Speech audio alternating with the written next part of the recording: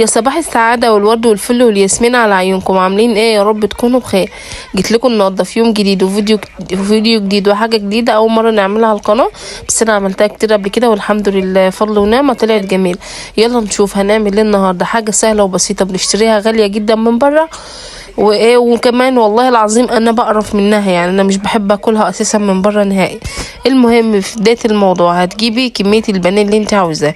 كنت بوريكم البقسماط او الفيجيتار ده، وده فول صويا. الفيجيتار ده كنت بوريلكم، كنت انا جايباه صدفه يعني. ودي صدور فراخ، تمام.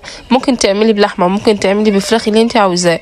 ومعايا توابل برجر وتوابل فراخ وبابريكا وملح وفلفل اسود وكمون. ملح وفلفل اسود وكمون وبابريكا، تمام. ومعايا فول الصويا. فول الصويا بيتبل في 10 دقايق بالظبط. هتنزلي بصدور الفراخ بتاعتك في قلب الكبه بعد ما تقطعيها مكعبات صغيره. تمام.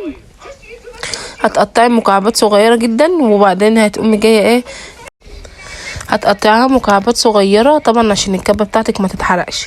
انا في الاول نسيت وبعدين قمت جاية ايه مطلعاها تاني. لو في عظمة ولا في حاجة شيليها. فول الصويا ده بيرجع ليكي انت وراحتك، شوفي انت عاوزة تحطي كمية قد ايه هتحطيها. انا حطيت عامة هو الكيلو بحوالي حاجة و20 جنيه، كتير جدا، الكيلو كتير جدا وخفيف اصلا. ده كان كل واحد فيهم. انا اسفه جدا واسفه لو انا في الفيديو، بس انا عندي برد. ده كان انا عملت 3 اطباق. يعني ايه 3 اطباق؟ يعني كيلو الا ربع مثلا، كيلو الا ربع، كيلو الا ربع، تمام. 3 طبعا ما كانوش بتوعي، من ضمنهم واحده بتاعتي، واحد بتاعي، واحد بتاع سلفتي، وواحد بتاع حماتي. بألف انا وشفا، اللي طبعا ليه نصيب في حاجه واللي خدها واللي كان ليه نصيب فيها وكده يعني، تمام. نزلت بقى بصدور الفراخ بعد ما قطعتها في قلب الكبه بتاعتي، وقمت جايه فرمها كويس جدا. بعد ما افرمها كويس جدا هكون حطيت على الفول الصويا بتاعي ميه سخنه، بحيث ان هو يكون بقى طري معايا، يعني ايه مبل معايا، فاهمه؟ ما تخافيش، مش بياخد اي وقت خالص ولا مجهود ولا اي حاجه. فرمت الفراخ زي ما وريتكم، نزلت بالبهار بتاعي ونزلت بالفوي الصويا. طبعا انا كنت عامله كله على بعضه وكنت باخد كده بالويا، بس انا عارفه عشان انا مجرباه قبل كده. انا مثلا حطيت اقل من ربع حب، اقل من ربع فول صويا، اقل من الربع، اقل من الربع، يعني يجي قولي 8 كيلو كده مثلا، قولي مثلا كوبايتين. انت ونظرك. وعامه لو عاوزه تحطي كتير حطي، بس عشان ما يغطيش على عشان ما يغطيش على طعم الفراخ. حطيت بقى معلقتين من الفيجيتار ومعلقتين من البقسماط.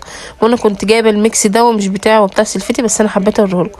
فيجيتار وبقسماط وعيش، كان عندنا عيش فينو باقي فرمناه برضو، عملنا منه الميكس ده كده، وبنحطه في البرطمان وبنعينه في التلاجة. بيقعد وقت كبير جدا. بيقعد كتير جدا. وده بقسماط هو كان جاي جاهز، وعيش كان باقي، وفيجيتار اللي هو الكريسبي، وفي كمان اللي هو اسمه كريسبي، تمام، اللي هو مقرمشات بيكون خشن قوي واحنا طحناه شويه يعني. المهم عملت العجينه بتاعتي، حطيت عليها معلقتين من الفيجيتار ومعلقتين من البقسماط، بحيث ان هم يمسكوا معايا العجينه. وممكن تفقشي بيضه للتاكيد يعني.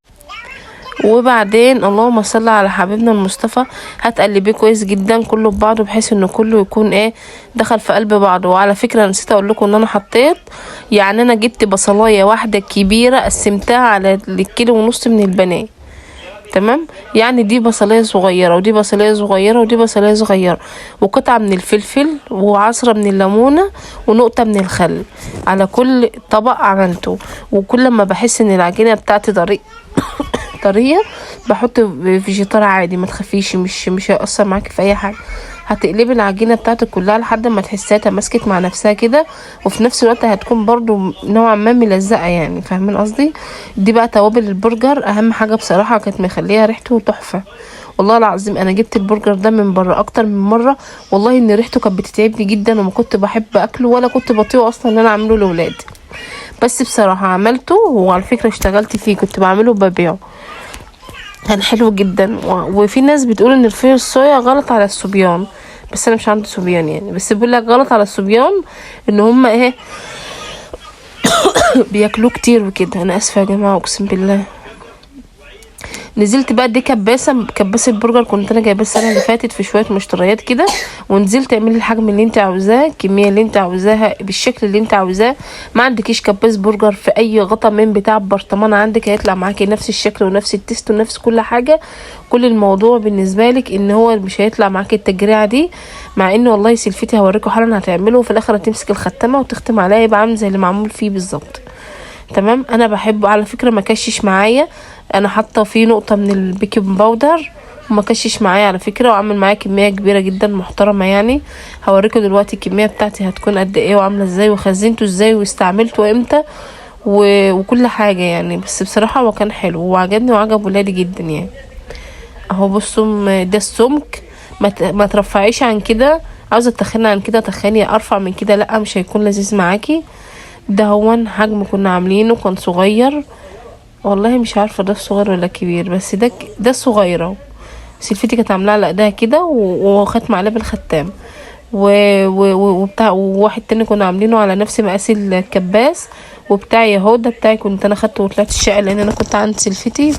عمل 1 2 3 كل طبق فيه 6 في 6 قطع، حوالي من كيلو الا ربع او نص كيلو كمان من البانيه، لان يعتبر كنت انا اقل واحده فيهم من كميه البانيه بتاعتي وكده اللي كان موجود حاليا يعني. ممكن تستغني عن الفول الصويا وتحطي برغل، ممكن تستغني عن الفول الصويا وتحطي عيش، اللي انت عاوزاه ممكن تعمليه. ده بقى حوالي بعد اسبوعين 2 البرجر بتاعي كان في الفريزر، جوزي كان جه، كنت عاملاه من قبل ما جوزي يجي بصراحه.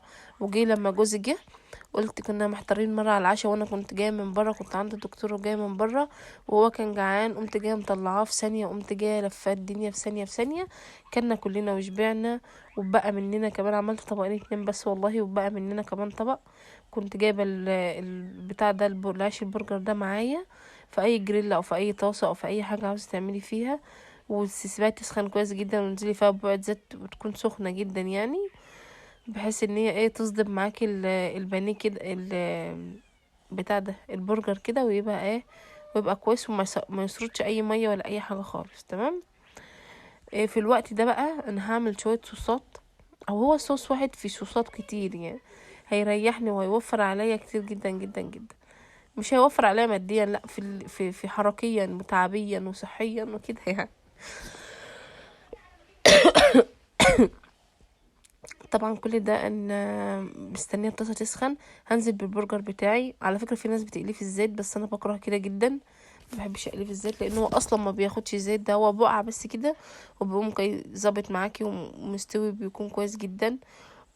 فليه نقليه في الزيت ونشرب زيت واحنا اساسا مش ناقصين، وولادنا كمان كل حاجه تبقى تقيله عليهم كده، طب ليه؟ تمام. المهم نزلت بصدمه البرجر بتاعتي، صدمته يعني، ربنا يكفيكوا شر الصدمه يا رب.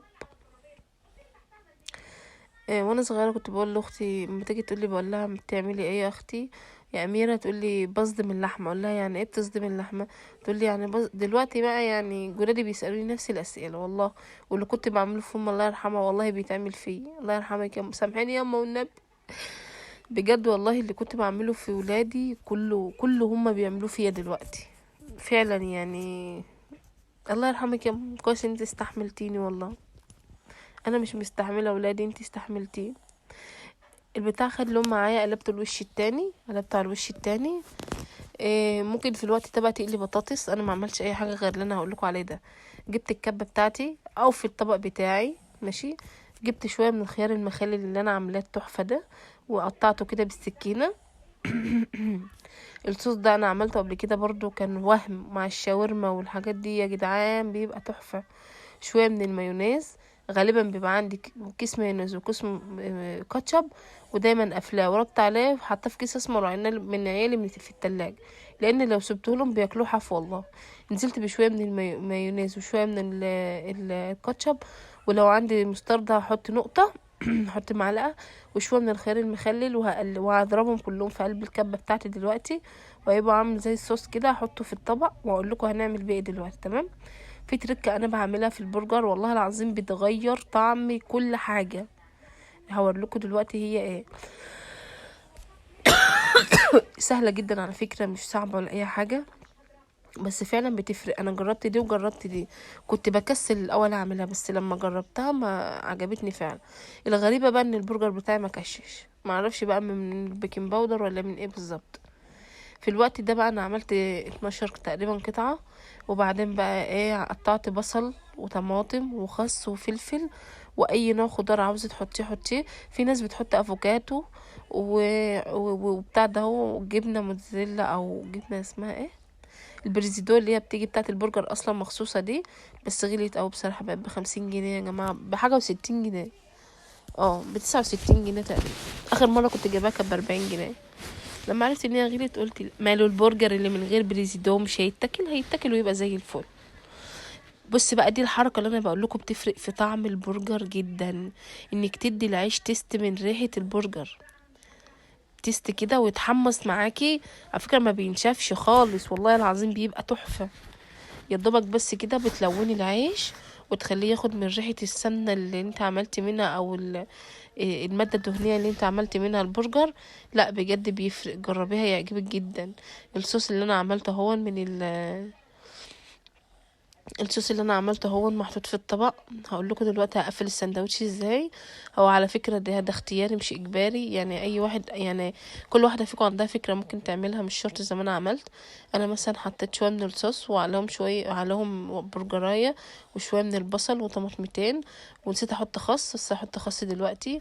بس بعد كده هحط الخس تحت البرجر زي ما انا بشوفه عند ماكدونالدز وكده. وبصراحه كان نفسي قوي ان انا اعمل العيش انا هنا في البيت وكده، بس ما كانش عندي وقت. والله انا كنت لسه بلبس الخروج اصلا بتاعي. بصوا هنا حطيت عصت العيش، وبعدين حطيت خس، وبعدين حطيت البتاع البرجرايه وشويه من الطماطم والبصل، وعوزت تاني وقمت جايه ايه مقفله زي ما انتم شايفين كده. عملت كميه كبيره اللي كفتني وكفت عيالي بألف هنا. ولسه عندي طبق في التلاجة هبقى اعمله لهم مره تانية. يا رب تكون الوصفه خفيفه ولطيفه على قلبكم، يا رب تكونوا استفدتوا اي حاجه اي حاجه ولو كانت بسيطه. كلنا بنستفاد من بعض، وكلنا شاطرين وكلنا كويسين. كل الموضوع ان ممكن يكون في تركه انا عارفاها انت مش عارفاها، انت مش عارفاها انا عارفاها. هو ده كل الموضوع. لو انت شفتي معايا الفيديو لحد هنا اتمنى تحطي لي لايك وشير وسبسكرايب للقناه. ما تنسونيش في كلمه حلوه من قلبكم، ولكم جزيل الشكر والاحترام. ودي حراميه مكه بنتي كانت بتاخد السندوتش وانا بسوي، يا بنتي حرام عليكي مفيش نتيجه. انا اسفه يا كوكو، مش بقول عليكي وانها زعلت مني. السلام عليكم ورحمه الله وبركاته.